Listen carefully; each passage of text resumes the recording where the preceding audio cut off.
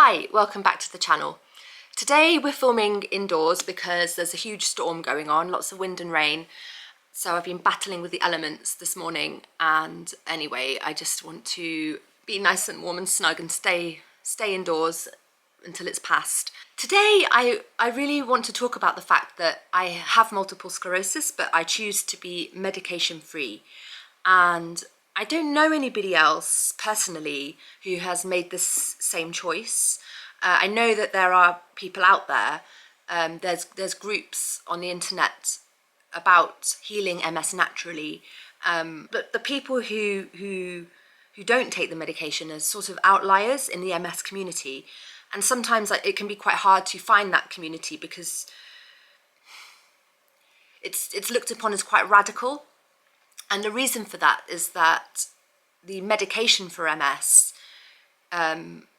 you're supposed to take it for the rest of your life, and you don't, there's no obvious definite outcome from that. It's supposed to slow the progression of the disease. That's the point of the medication. It doesn't do anything for your daily symptoms. It's just a theoretical slowing down of the disease, and depending on the strength of the medication, the more effective they are. However, the worse the side effects are. So to give you an example, the medication they put me on, Copaxone, was supposed to potentially slow the progression of my disease to up to about 30%, with some side effects. But there's the strongest medication that's available may have a much higher percentage of efficacy, much higher chance that you'll halt the progression, but one of the side effects is death of this particular medication. So, you know, it's a gamble, and it's presented to you when you become ill and you receive your diagnosis. It's presented to you as a positive that you are now diagnosed, so therefore you become eligible for welfare and treatment. I certainly experienced my diagnosis as a positive. I was diagnosed quite quickly, 8 months in. That some people can be left without a diagnosis for years on end, and they're in no man's land in terms of applying for social support or accessing treatment. And you know, the message you are given when you go down with multiple sclerosis is that you should most definitely start the DMTs, the disease modifying treatments, as soon as possible. That the earlier you start them, the better your outlook in the future. The less disability you may face. I was refused welfare, and the treatment made my life a misery. The medication was just an extra trauma on top of the fact that I was experiencing symptoms that I'd never known were possible. I'd never experienced the type of sensations that MS brought to me. It's like a tide going in and out that you're completely helpless to stop the flow of. It's a bigger force than you are able to get on top of. Anyone with MS knows this, you don't need me to say. The point is, I was a rabbit in the headlights. I'd enjoyed really good health, energy and fitness all my life. I didn't know what it meant to be a sick person. I didn't understand anything about sickness and how and the ways in which it complicates your life. So I got herded into the medical system, and before I knew it, I was on daily injectables, which were extremely painful. If you've ever taken Copaxone, you'll know that it's not the actual jab that hurts, it's the stuff once it's inside your body that hurts like hell for like an hour. Like stinging and burning. And if you've got no fat on your body, it's even more painful. And that was something I had to do every single day, and I still have scars where I was injecting because my skin started to react against the injections. It was horrendous. It was horrendous. I did it for a year. I've talked about it in another video. I stuck it out for a year because I thought that was what I was supposed to do. There's no question when you're sitting in front of your neurologist that you would reject this opportunity to take the drugs. It's an opportunity. I'm not encouraging anybody to do what I'm doing. I don't know if I'm doing the right thing. I'm taking a risk. I'm taking what I believe is a calculated risk based on the fact that my symptoms have improved from decisions I have made about my lifestyle. I was going deeply into a hole, and I was drugged up to the nines, and I had the Copaxone, and that made me so depressed that I had the antidepressants, and then I had side effects from all these medications, so then I was on extra pain relief medication, and it was plus supplements. Every morning I had pills lined up. You know, you become a sick person, it takes over your identity. My life became a succession of hospital appointments, MS yoga, MS counselling, neuro rehab. You know, it was just a timetable of hospital appointments and a long list of drugs to take every single day. And I was a zombie. I didn't recognize myself one bit. I decided one day that I didn't want to inject myself just for one day, and then that turned into a week, and then that turned into never taking Copaxone ever again. My quality of life was gone, absolutely gone. And I found myself facing a crunch moment where I was like, this is now my life. This is who I am. I'm alone, I'm disabled, I feel sick and nauseous and exhausted every single day. I can barely get from the living room to the kitchen without a wheelchair, and I'm completely isolated, and I have no purpose because I no longer have a career and I can't earn my own money. But I was also refused government welfare. It's a nightmare of epic proportions that I can't begin to explain, but it led me to face the fact that I either stayed in the same place I was and let myself die, or a living death, or I made some massive changes. And I decided to make some massive changes. With the little bit of strength that I still had remaining, I decided that I could not be in the city environment. The city environment was extremely harsh on I was super sensitive to everything. People's cars, Wi-Fi routers, you name it. It was all an onslaught to my body, and everything that happened to me was registered in my body, like to an exaggerated degree. So I realized that the city environment was not okay. I couldn't stay there. If I stayed there, I would just continue to get worse and worse and worse. That's why I decided that I needed to be in the most pure air environment possible, where none of this toxicity could touch me. And I decided to move to Spain, and I had to do it when I did because of Brexit. So I was just about well enough to drag myself over to Spain, and I did that for my health, and I found that it made a big difference. I found that it certainly has made a big difference. That has been part of my fight, getting into the correct environment where I can think about the possibility of thriving.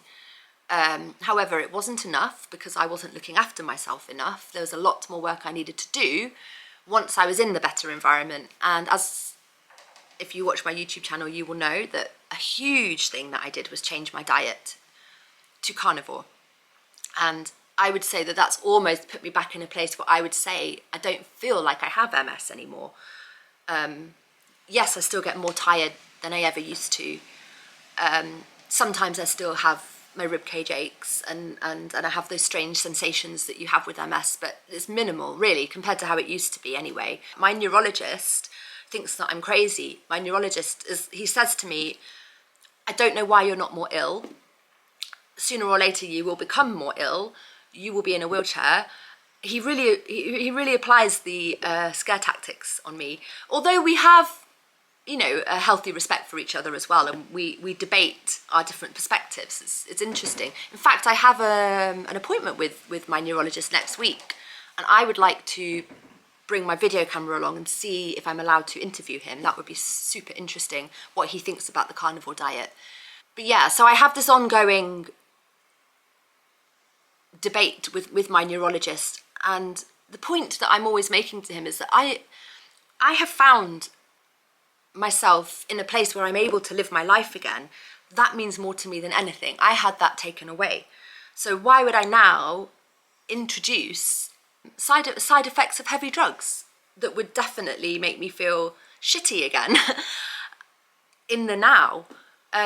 Yes, maybe I'm taking a risk that, left untreated, my multiple sclerosis at one point in the future will come along and I will be back in a wheelchair. But as I say to my neurologist, at least I'll have happy memories when I was living my best life.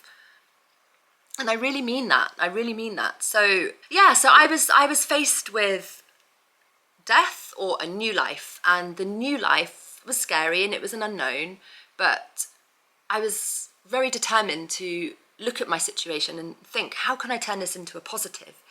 The end of my career, the loss of my strength and mobility, the fear of growing old, alone and disabled. How can I turn this situation into a positive? There has to be a way. So I'm just going to lay it out. I'm not saying that this is what everybody else has to do. I just want to explain what I did to find myself in my situation now, which is that I am 7 years into multiple sclerosis, and I'm feeling almost as though I didn't have multiple sclerosis in the first place. How did I get to this place? So the first good thing that I did when I was getting ill was to get a dog. She came into my life and just made it so much better, because suddenly I had company and I had somebody who needed me. And when we went for walks, people would stop and talk to us. So suddenly I was outside, exercising, socializing a tiny bit, seeing other people, having, feeling part of a dog community. That was when I was still living in Macclesfield, just south of Manchester. So, and then because I had Yasmin, I started thinking about the best way that we could live together, me and my little dog. So that's when I started dreaming about camper vans and living in nature. It all came from having Yasmin. She was by far the best thing I did for my mental health. And she's the reason I'm still here, because there were times when I had to really hold myself back from doing something stupid, and what would hold me back is seeing her. She needed me. So she is the reason I'm still here and still fighting. Yes. So I would always suggest, if you are getting sick, to anybody, even if you hate animals, get an animal, because they're just the best. And if you don't like animals, you should. Animals are completely therapeutic. I also turned to creativity. That's the next thing. I actually wrote a novel. I finished my PhD, which was the hardest thing I'd ever have to do. Finishing my PhD with MS fatigue is the hardest thing I've ever had to do in my life. I don't know how I finished it, but once I had finished it, I crashed for 3 years. For 3 years I was out. Off you go. So yeah, I also wrote a novel, and it for 2 or 3 years, it was the only thing I was doing. I wrote it at a pace of like maybe a few sentences a day, but I was determined to finish it. And I decided to write a novel commemorating the years I spent living in Mexico, and as a tribute to a friendship that I lost that had been extremely important to me. That was also something that kept me alive during those times. I had a dog and I was writing a novel. If I hadn't have had those two things, I doubt I would have made it through those years. Here's my novel. It exists. I've had it printed. I self-published it. It's about a girl in her 30s traveling to Mexico, and she goes on all these adventures, and she actually goes back in time to the mysterious origins of human race, and it's all very out there, and I really enjoyed writing it, and it just put my head in a different place. So I would always encourage, okay, animals and creativity, they're just pure joy. I think they're pure joy, and the work that goes into a creative project tends to be the kind of work that leaves you feeling stimulated afterwards, and rather than drained. Then I moved up a mountain, and the natural environment, the impact, the positive impact that's had on my physical state has been huge. There's just the purity of the air, the sights and sounds of the mountain, the cowbells, the birds, the clouds as they roll in the evening, the wind, the sea wind, the sunshine. It's everything about my environment is nourishing and revitalizing. So it was a radical step to make, but I knew I had to take it. I was determined that my life was not going to end this way. I needed to get physically able again, and somehow I've achieved it, and I just want that for other people. So that's animals, creativity, and nature. That's 3 things I did, and bound up in that is stress reduction. So stress reduction is huge. When you have MS, stress can completely topple you. It's like you register everything in your body, but to an exaggerated degree, whether that's physical exertion or mental stress, whatever it might be, or toxins in your environment. Everything's registered in your body to a million times more than it was before you got sick. So stress reduction's absolutely key, and everybody with MS already knows this. Like with your DMTs, you're also having to reduce your stress. It's obvious what I'm saying. So, but to achieve that, you can meditate, you can walk, you can, I don't know, have baths, avoid stressful people. Gentle exercise is really important as well. You've got to do exercise, gentle exercise. I always dance, and I like to swim, and I love to horse ride. And I would do yoga if I could find a decent yoga teacher, but I haven't yet. So I'm on the search. And diet has been, for me, like I've taken so many steps that got me into a better place. Animals, creativity, nature, stress reduction, gentle exercise. I was doing all of that, but I had left unaddressed my diet, which was, since I moved up the mountain, significantly worse, because I was just living off frozen pizzas, just because everything was so stressful off grid when I first moved out here, that it was physically demanding, and my diet just fell to the wayside. But the day that I changed it is the day that I think the final piece of the puzzle was in place, because now I'm in a position of strength, as I'm saying in all my videos, to really feel like I'm overcoming multiple sclerosis, and I'm doing this without medications. Okay, I smoke marijuana, and some might argue that that is a form of medication, and I'm in a constant dilemma as to what degree it's helping and to what degree it's hindering. When I was really ill, it definitely was helping. Now that I'm physically much better, I feel like it might be actually harming me. So I'm gonna look into reducing my marijuana intake. So once I moved to the mountain and things came better, I gradually got myself off antidepressants, and that really helped as well, because I'm sure many people watching will have been on antidepressants at some point. They numb you. And I needed that at the beginning because I couldn't process my emotions. There were too many emotions. It was too heavy.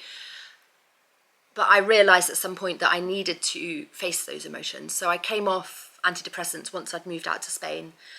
And for the first 2 months that I was out here, I was extremely depressed. I was now feeling the emotions that I had blocked, and processing everything that had happened in England. It wasn't easy. And just trying to get my stamina back, so walking uphill with my dogs. I've got another dog now as well, and just being outside as much as possible, balancing that with rest, and none of it's been easy. The route back to mobility and strength has been a long, long road, and it's been my only aim. I think there's a saying, healthy people have a million wishes, sick people have only one. You have to have your health taken away to truly understand that that's all that matters. Take your vitamin D supplements, get out in the sun. You know, I do think that supplements can be helpful, but it's the diet that I have found to be the most effective thing as the final step that I needed. I think if you include lots of fish. If you're on the carnivore diet with MS, make sure you include lots of fish. Yeah, I would say that I'm not against supplements. I take supplements for the carnivore diet. I take electrolytes and magnesium. I take iodine, lion's mane mushroom, because that helps with remyelination in the brain. In fact, me and Ant are looking into producing lion's mane mushroom.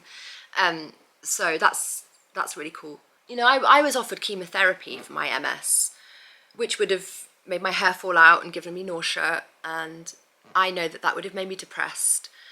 And you see, as I've been explaining to my neurologist, what scares me most, it's not being in a wheelchair, it's being depressed. I think this is the crux of it for me. I fear depression. when you're depressed, it's like you're living in a nuclear wasteland. When you wake up in the morning, you know, there's no joy, there's no colour, it's just all ashes. Everything I'm doing is designed to bring back community, connection, adventure. You know, I don't want my life to end. I want to continue as much as possible. And I find that having taken the steps that I've taken, I'm able to. And so I'm not going to give that up by just putting myself on chemotherapy. I feel really strongly about that. And recent events in the world have given me cause to distrust big pharma. You know, I'm not alone in that. So, I don't know, like, it really sticks in my mind that when me and Ant were in Morocco, we were in Tangier and we pulled into an underground car park, and there were some lifts in the car park coming from the flats above, and the lift doors opened and this disabled woman came out with her husband. She was on the arm of her husband and she was struggling to get down the steps to the car, and they were talking in French, which I do speak French, so I heard them talking about the fact that she had sclérose en plaques, which is multiple sclerosis in French. And I immediately went over to her and I was like, what, you've got MS? I've got MS too. And I walked alongside her to her car, and she was probably a similar age to me, but she was much, much worse. She was much more disabled. And I was just talking to her as quickly as I could, telling her everything that I'd done. I said, I used to be like you. And she looked at me and she said, how have you got to, how are you okay? How are you okay? And I said, you can be as well. And I told her everything. I was rushing it out, you know, carnivore diet, living in nature, you know, just everything. I told her everything that I'd done that had pulled my MS back from the brink and stopped me going down further into the hole of relapses and disability and depression. And she started talking about how isolated she felt, and I felt moved to hold her. I said to her, I know what you're feeling, I know what you're suffering. And she started to cry, like, uncontrollably. And she was saying, this is the first person that's made me feel seen. It meant something to her, and I was left really impacted by it. I felt so guilty afterwards. I was living like that lady.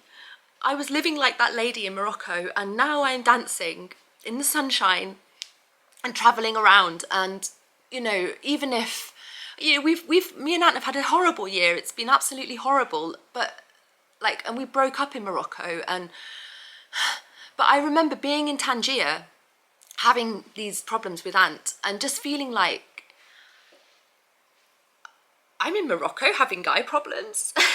Even though it's not perfect, it's a life. And I've claimed that back for myself. And it's the biggest achievement. It's bigger than my PhD. It's bigger than my novel.